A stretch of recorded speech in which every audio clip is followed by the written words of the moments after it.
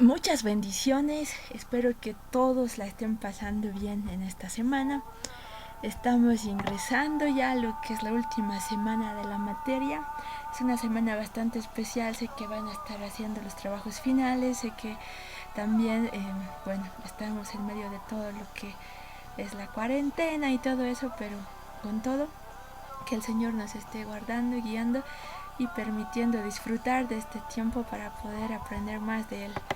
Vamos a ver lo que es la interpretación de la poesía hebrea como parte de lo que es la hermenéutica especial y vamos a ver algunas herramientas para poder entender esta poesía.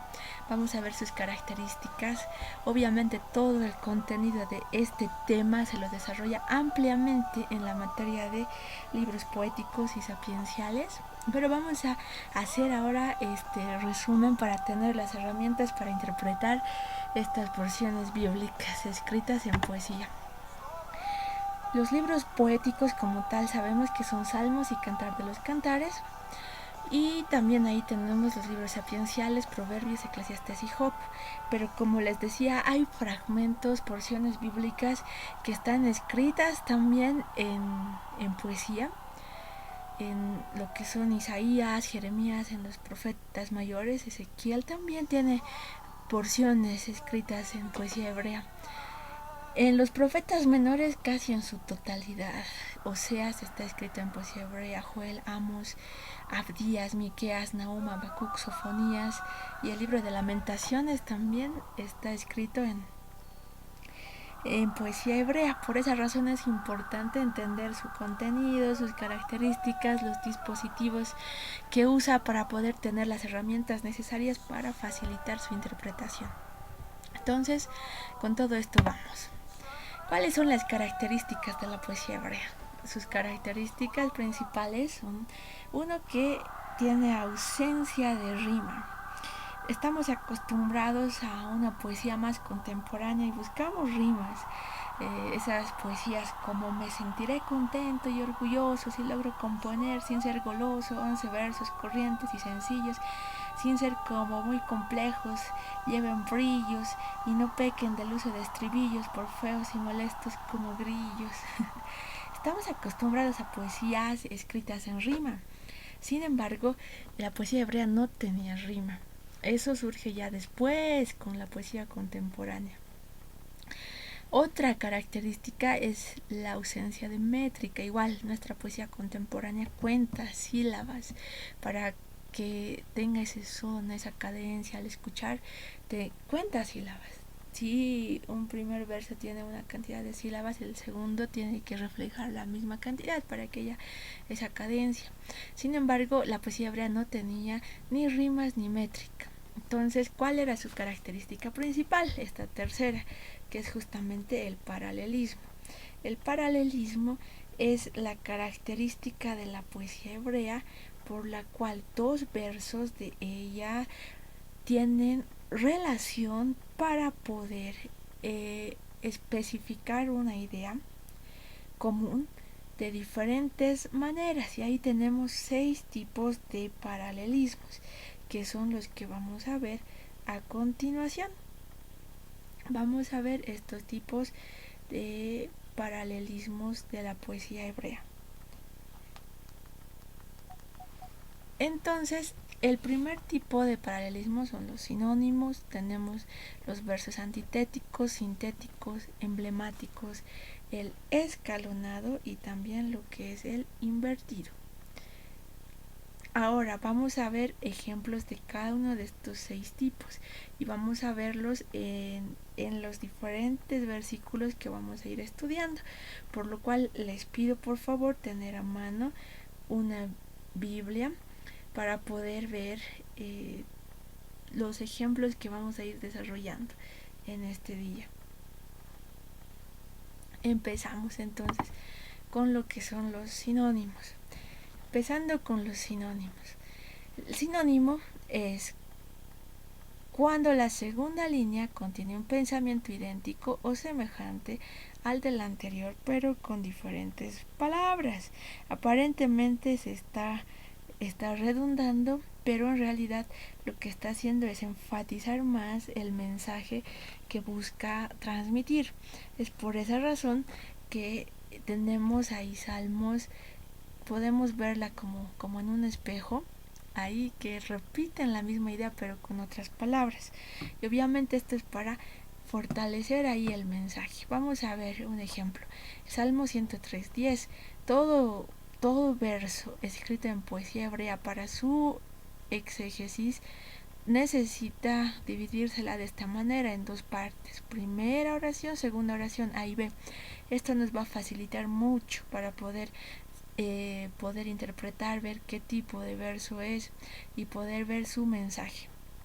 Vamos a verlo, lo dividimos este versículo en dos, A y B. La primera afirmación y a continuación su respuesta. A. No ha hecho con nosotros conforme a nuestras iniquidades. Ahí podía quedar perfectamente porque es una afirmación contundente. Está hablando de la misericordia del Señor. Pero lo complementa el salmista con este verso, con el B, ni nos ha pagado conforme a nuestros pecados.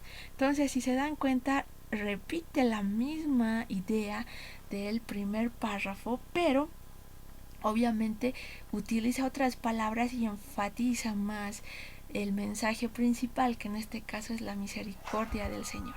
Entonces ahí tenemos un ejemplo de cómo se usa el sinónimo. Varios de los salmos están escritos así, con esta estructura de sinónimos, porque están en poesía hebrea. Entonces ahí tenemos varios ejemplos también de cómo se puede utilizar esta forma de escritura y cómo necesitamos también referirnos para su interpretación. Entonces ahí tenemos un ejemplo de lo que es el sinónimo.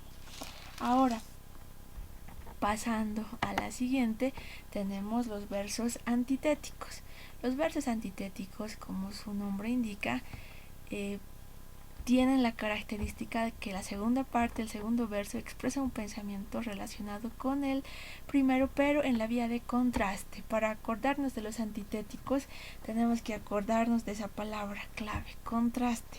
Lo que busca el segundo verso, en el caso de la poesía hebrea en versos antitéticos, es justamente contrastar la primera idea para que el mensaje central quede más claro. ¿Qué son los contrastes? Los opuestos. Noche y día, bondad y maldad, verdad y mentira. Esos son todos los opuestos que al poder nosotros también identificarlos dentro de una poesía hebrea, podemos encontrar varios versos antitéticos que manifiestan un contraste. Entonces ahí tenemos el siguiente ejemplo, Proverbios 23. Igual lo dividimos en A y B para que quede claro. Y ahí nos dice el A: es un honor para el hombre evitar la contienda. B, o sea, podría quedar perfectamente ahí, pero se aclara: más todo insensato se enreda en ella. ¿Qué quiere decir esto? Que está haciendo un contraste entre el hombre honorable y el hombre insensato. Con respecto a la contienda, ¿cuál es la característica? El honorable evita la contienda. En contraste a eso, ¿qué hace el insensato? Se enreda en ella. Entonces ahí tenemos esas características que igual nos pueden servir para ejemplificar mejor una idea, y así está escrita la poesía hebrea. Vamos avanzando. Tenemos también los versos sintéticos o constructivos. Estos sintéticos o constructivos tienen la siguiente característica: no se repite exactamente la misma idea, ni tampoco un contraste, pero se va complementando. Se empieza en un versículo y a continuación se complementa. Es como que se va edificando una sobre otra. Seguimos edificando la idea completa y va surgiendo una visión más grande de lo que se pretende explicar. Tenemos como ejemplo de estos versos constructivos el Salmo 123. Salmo 123, si vemos en nuestras Biblias, nos dice, vamos a ver Salmo 123, los versículos 1 y 2. que nos dicen: a ti alcé mis ojos, a ti que habitas en los cielos. Va complementando. Segundo versículo: he aquí como los ojos de los siervos miran la mano de sus señores, y como los ojos de la sierva a la mano de su señora, así nuestros ojos miran a Jehová nuestro Dios, hasta que tenga misericordia de nosotros. Si se dan cuenta, va complementando, va construyendo más. Entonces, la misma idea es ese anhelo por ver la misericordia del Señor. Eso se va complementando en los diferentes versículos. Lo ejemplifica el siervo como mira la mano de su señor, la sierva mira a su señora, y también como nosotros miramos al Señor hasta que Él tenga misericordia de nosotros. Es un clamor por misericordia en este salmo, es una plegaria pidiendo misericordia que ejemplifica perfectamente este ejemplo de lo que es un salmo o un verso constructivo. Ahora tenemos un ejemplo más. Vamos a ver el Salmo 147. Salmo 147, desde los versos 12 al 20, es un llamado a la alabanza al Señor. Es una alabanza nacional. Y tenemos ahí los versos. Empieza el verso 12: alaba a Jehová Jerusalén, alaba a tu Dios Sión, y sigue construyendo, porque fortificó los cerrojos de tus puertas, bendijo a tus hijos dentro de ti. Él da en tu territorio la paz, te hará saciar con lo mejor del trigo.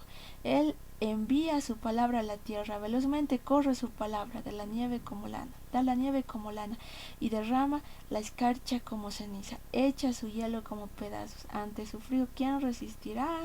Y sigue avanzando. Si vemos los versículos 18, 19 y 20, enviará su palabra y los derretirá, soplará su viento y fluirá las aguas. Ha manifestado sus palabras a Jacob, sus estatutos y sus juicios a Israel. No ha hecho así con ninguna otra de las naciones, y en cuanto a sus juicios no lo conocieron. Aleluya. Entonces se va construyendo la misma idea más y más. Entonces ahí tenemos otro ejemplo. Vamos a proseguir con todo esto y vamos a ver lo que son los versos emblemáticos. En los versos ya emblemáticos, ahí tenemos una característica, es parte del paralelismo en el que la primera parte del pensamiento se dice en forma figurada, se utiliza metáfora, ya vimos dispositivos del lenguaje, mientras en la segunda lo hace en forma literal. O puede ser viceversa, en la primera lo dice literal y en la segunda lo va a ejemplificar. Lo va a decir, en la primera puede decirlo literal y en la segunda lo va a ejemplificar. O puede ser al revés, en la primera metáfora y en la segunda literal. Entonces vamos a ver un par de ejemplos. Vamos a ver el Salmo 42. Uno es un versículo muy conocido, hasta hay canciones de esto. El Salmo 42:1 nos dice: como el ciervo brama por las corrientes de agua, así clama por ti, oh Dios, el alma mía. Entonces, aquí tenemos este ejemplo genial.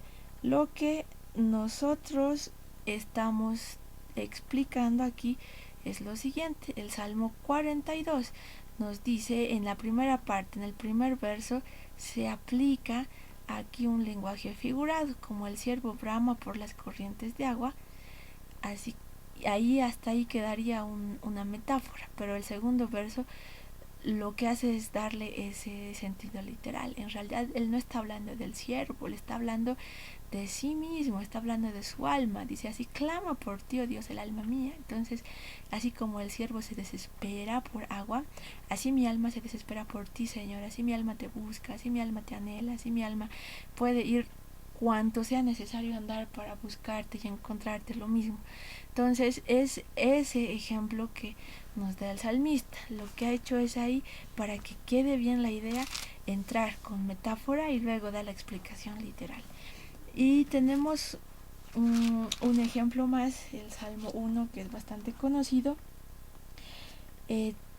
Hace un contraste entre los buenos, los justos y los malos. Y desde el versículo 4, como sabemos, empieza a hablar de los malos y dice, no, así como los malos, y hace referencia a los malos, y luego hace una metáfora, que son como el tamo que arrebata el viento. Entonces compara al malo con el tamo que arrebata el viento. Entonces utiliza, y en la primera está haciendo igual, la literal, esta vez es literal primero, y en la segunda entra la metáfora. Entonces este tipo de versos se los conoce como los emblemáticos. Podemos encontrar muchos de estos, hay varios versos emblemáticos en Cantar de los Cantares.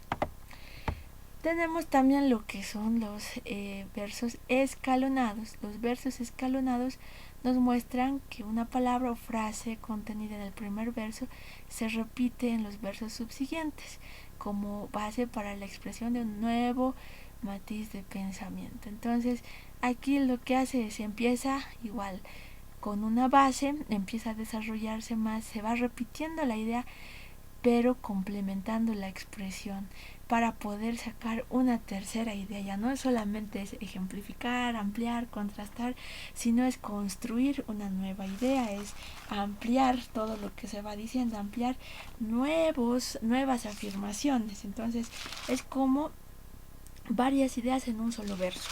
Vamos a ver el Salmo 29 para tener más clara esta idea. Salmo 29, que está escrito en verso escalonado, nos dice el Salmo 29, 1 y 2, tributad a Jehová, oh hijos de los poderosos, dad a Jehová la gloria y el poder. Ahí tenemos una idea, y en el verso 2 va a seguir construyendo sobre eso y nos va a dar otro pensamiento. Dad a Jehová la gloria debida a su nombre, adorad a Jehová en la hermosura de su santidad. Entonces va pasando de lo que es la exaltación, la tributación al Señor hecha por todos, incluso por reyes, que Él se merece toda honra y gloria, para una exhortación ya a otro tema que es la adoración del Señor y la hermosura de la intimidad de la adoración. Entonces ya van surgiendo dos ideas y va a ir creciendo eso. Si leemos todo el Salmo 29 vamos a ir viendo cómo se van construyendo más ideas que nos llaman y nos exhortan hacia la adoración pura y verdadera. Entonces ahí tenemos estos ejemplos de lo que son los versos en poesía hebrea. Y finalmente vamos a ver esto que es la poesía invertida. La poesía invertida consta de por lo menos 4 versos. Aquí ya no es A y B, sino es A, B, C y D. Entonces estos versos lo que hacen son muy interesantes. Relacionan el primero con el último. Imagínense, A, B, C, D, ¿no ven? Entonces sería A relacionado con D, y los del centro B y C se relacionan entre sí, o sea, empieza una idea en el A y se corta hasta que llega al último verso. Entonces por eso es que muchas veces nos rompemos la cabeza y no entendemos un verso porque está escrito en poesía invertida. Entonces vamos a ver un ejemplo, el Salmo 30. Es importante verlo porque tienen una estructura que busca también mostrar un mensaje. Si vemos el Salmo 30 nos llama a una acción de gracias, y ahí tenemos lo siguiente, el verso 1, en este caso A, que nos dice: a ti, oh Dios, clamé y al Señor supliqué. Entonces ahí tenemos, por ejemplo, este verso. Y luego viene: ¿qué provecho sacas de mi muerte cuando desciendo a la sepultura? Y luego este siguiente versículo, el C, tiene relación con este B: te alabará el polvo, anunciará tu verdad.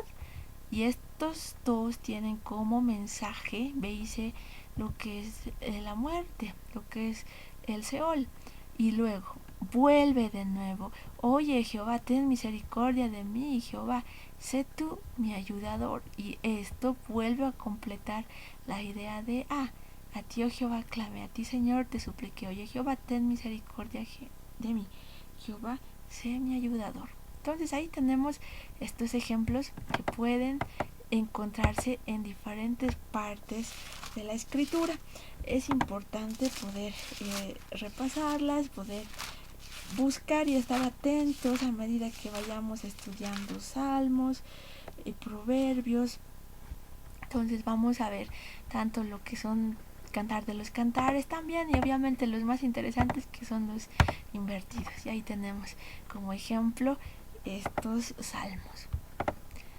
Muchas bendiciones, espero que esto haya sido de bendición para sus